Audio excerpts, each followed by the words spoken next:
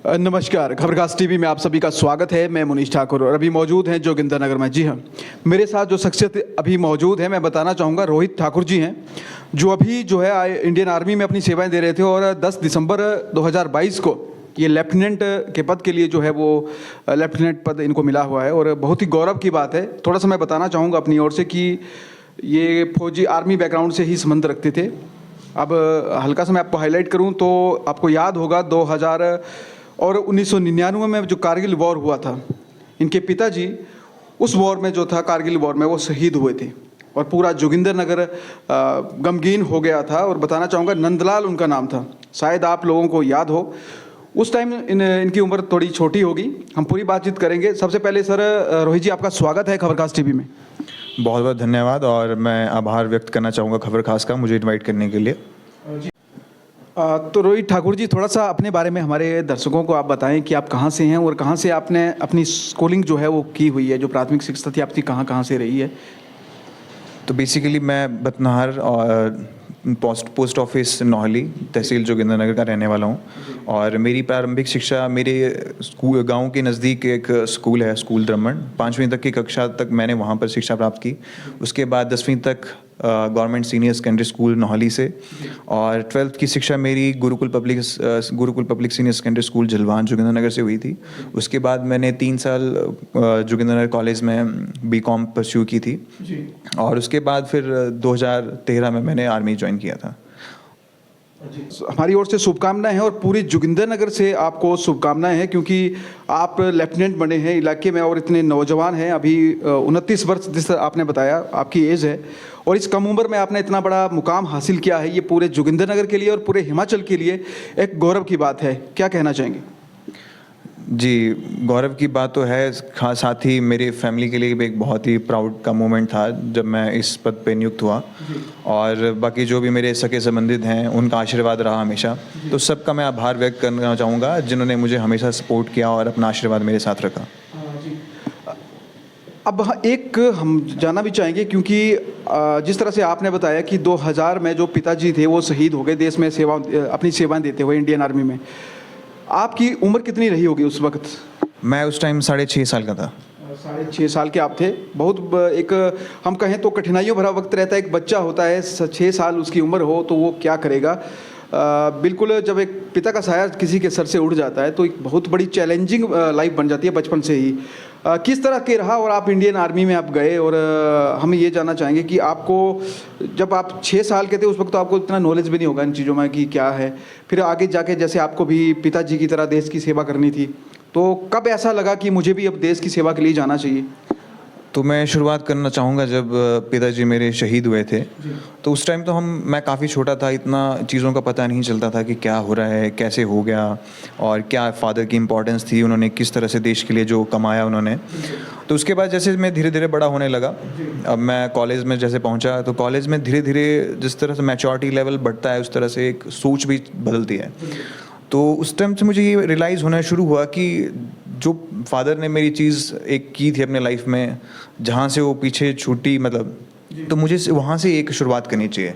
तो जिस तरह से मैंने जोगिंदरनगर से अपनी बीकॉम कंप्लीट की, उसके बाद मैंने फादर की यूनिट ज्वाइन की। तो जब मैं फादर की यूनिट में गया तो वहाँ पर उनका मुझे ये पता चला कि उन्होंने किस तरह का अपना करियर सर्विस मतलब प्रोवाइड की थी अपने यूनिट में, किस तरह के वो आदमी थे, किस तरह की परफॉर्मेंस थी उनकी। तो वो चीज़ें काफ़ी मोटिवेशनल फैक्टर रही मेरे लिए। तो फिर मेरा भी एक बहुत मन करता था, मैं काफ़ी मोटिवेट था उन चीज़ों से कि हाँ, अगर मेरे फादर ने ये चीज़ें की हैं तो मुझे कुछ और अच्छा करना है, ताकि मैं जो भी मेरी चीज़ें होंगी, एक अच्छी सक्सेस होगी, मैं अपने फादर को डेडिकेट कर दूँ। तो वहाँ से प्रेरणा मिली। बस फिर जब क्या था कि रास्ता तो मुझे दिख ही गया था कि हाँ, अब जब मैं फ़ौज में आ ही गया हूँ तो क्यों ना कुछ अच्छा करूँ। तो फिर जो मेरे यूनिट में ऑफिसर्स थे उनका सपोर्ट रहा, उनकी गाइडलाइन रही, उस तरह से फिर मैंने आगे की शिक्षा शुरू कर दी, प्राप्त करना, क्या क्या चीज़ें रिक्वायर होती हैं एक ऑफिसर बनने के लिए, क्या क्या क्वालिटीज़ चाहिए।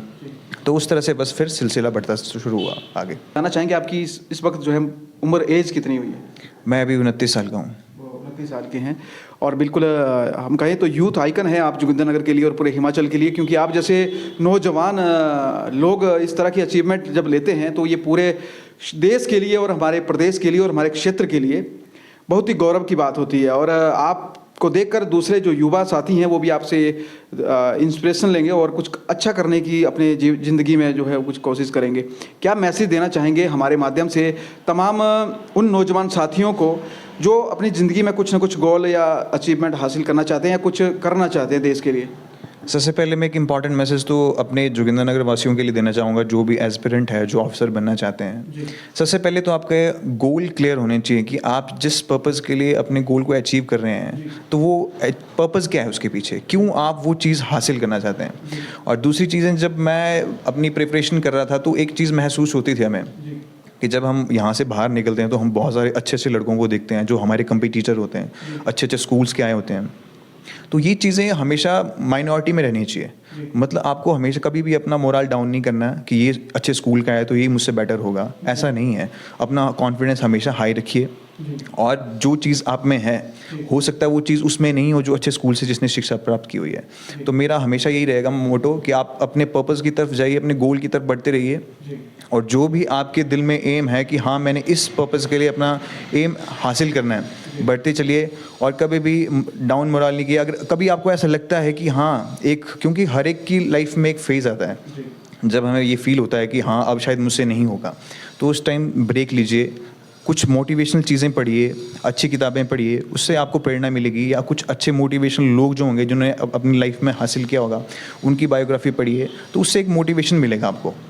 और बाकी जब जिस तरह से अगर आपने एक बार सक्सेस का रास्ता तय करना शुरू कर दिया तो रास्ते में बहुत सारी अड़चनें आएंगी, चैलेंजेस आएंगे, बैरियर आएंगे, फेलियर मिलेंगे, तो उनको पार करना है। वो पार तभी हो सकती है जब आप हार्ड वर्किंग हो, ठीक है, आपके पास एक स्ट्रॉन्ग डेडिकेशन हो उस चीज़ के लिए।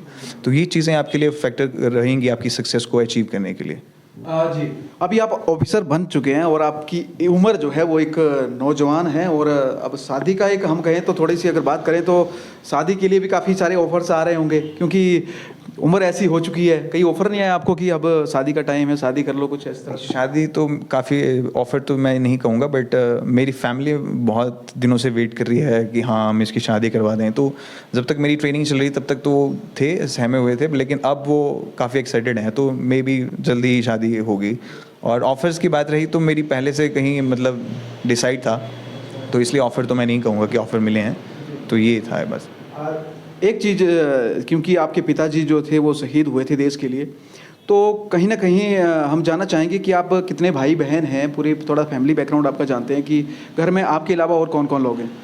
घर में मेरी मदर हैं और मेरी एक यंगर सिस्टर हैं, वो जो भी स्टडी कर रही है वो भी। तो कहीं माता जी को ऐसा नहीं लगा कि पिताजी देश को सेवाएं देते हुए शहीद हो गए, मेरा एक बेटा है तो इसको कैसे देश सेवा के लिए भेजूं, वहाँ तो खतरा 24 घंटे बना रहता है? माता जी का हमेशा ही मेरे लिए सपोर्ट था कि वो जो हमेशा यही चाहते हैं कि जो ये करेगा वो अच्छा होगा इसके लिए। तो वो कभी अड़चन नहीं बनना चाहती थी। जब मैंने फ़ौज ज्वाइन करने की बात की उनके साथ, तो वो कहते थे कि ठीक है, अगर तुझे ज्वाइन करनी है तो तुम जाओ, अच्छे से करो, लेकिन कल को ये मत कहना कि हाँ मैं जाना चाहता था लेकिन मम्मा ने मुझे रोक दिया तो इस कारण मैं जा नहीं पाया और अपने सपने पूरे नहीं कर पाया। तो इसलिए उनका हमेशा सपोर्ट था। वो नहीं चाहते थे कि मैं हाँ हटूँ किसी चीज़ से। और उनके लिए भी एक अच्छी गौरव की बात थी कि जहाँ पर मेरे पिताजी ने सर्व किया था, मैं वहाँ फिर से उसी जगह ज्वाइन करने जा रहा हूँ। तो वो खुश थे उस टाइम बहुत, जब मैंने ज्वाइन की थी फ़ौज। जी, क्या बात है। चलिए, हमारा सल्यूट है आपकी माता जी के लिए भी, क्योंकि ये बहुत ही कठिनाइयों भरा एक दौर रहता है। जब इस तरह की घटनाएं आपकी ज़िंदगी में हो गई होती हैं, उसके बाद भी आपने इतना अपने देश के लिए, अपने पति के बाद अगर अपने बेटे को भेज दिया तो एक बहुत बड़ी बात है। और ये दूसरे लोगों के लिए भी हम कहें तो एक प्रेरणा का एक ज़रिया है आपकी माताजी। बहुत अच्छा डिसीजन उनका था और आपकी मेहनत है, तो दोनों का ही हमारा सल्यूट है। जब आप ऑफिसर बन के आए 10 दिसंबर को, क्या माहौल था जोगिंद्रनगर का और आपके घर का, जानना चाहेंगे? लोग तो बहुत ही एक्साइटेड थे, पहले से ही काफ़ी इंतज़ार कर रहे थे 10 दिसंबर का कि कब मैं ऑफिसर बनूं और घर लौटूं। तो काफ़ी एक्साइटेड थे देखने के लिए मुझे ड्रेस में, और बहुत ही खुशहाली का माहौल था। अच्छे से वेलकम किया सभी ने, और मुझे भी एक प्राउड फील हुआ उस टाइम कि नहीं, मैंने एटलीस्ट अपने इलाके के लिए कुछ तो कमाया है, जिससे मेरा ही मतलब ये मेरी खुद की सक्सेस नहीं है बल्कि सभी लोगों की सक्सेस है जो इसमें शामिल हैं। तो मेरे फैमिली हो गई, मेरे गांव वाले हो गए, सभी लोगों का मैं आभार व्यक्त करना चाहूँगा इस चीज़ के लिए। चलिए बहुत बहुत शुक्रिया हमें अपना कीमती समय देने के लिए। मैं बताना चाहूँगा एक बार पुनः कि जिस तरह से इन्होंने बताया, जिस तरह से अपने जीवन के बारे में बताया और किस तरह से ये सक्सेस हुए अपने लाइफ में, किस तरह से इन्होंने संघर्ष किए। 2000 में इनके पिताजी जो भारतीय सेना में अपनी सेवाएं देते हुए शहीद हो गए। उसके बाद भी माताजी ने अपना जो एक हम कहें जिसको हौसला नहीं हारा और बेटे को फिर तैयार किया और उसी जगह पर एक ऑफिसर के रूप में आज वो ये अपनी सेवाएं दे रहे हैं। तो इससे बड़ी प्राउडली हमारे क्षेत्र के लिए और देश के लिए कोई बात नहीं हो सकती कि आप जो ऑफिसर बने हैं। तो हमारी ओर से आपको शुभकामनाएं हैं और आप देश के लिए जिस तरह से आपके पिताजी ने अपना वर्चस्व और अपना बलिदान दिया है, ये ज़माना और ये हमारा देश प्रदेश और जोगिंद्रनगर कभी नहीं भूलेगा, क्योंकि वो वीर गति को प्राप्त हुए हैं, उन्होंने अमर हो गए हैं क्योंकि देश के लिए। तो चलिए बहुत बहुत शुक्रिया सर हमारे साथ बात करने के लिए। और आप अपनी लाइफ में इस तरह से अपने गोल को आपने अचीव किया और आगे भी डेडिकेशन के साथ और अपने देश की सेवाएं आप करते रहें ईमानदारी से। इसी के साथ बहुत बहुत धन्यवाद सर। बहुत बहुत धन्यवाद आपका।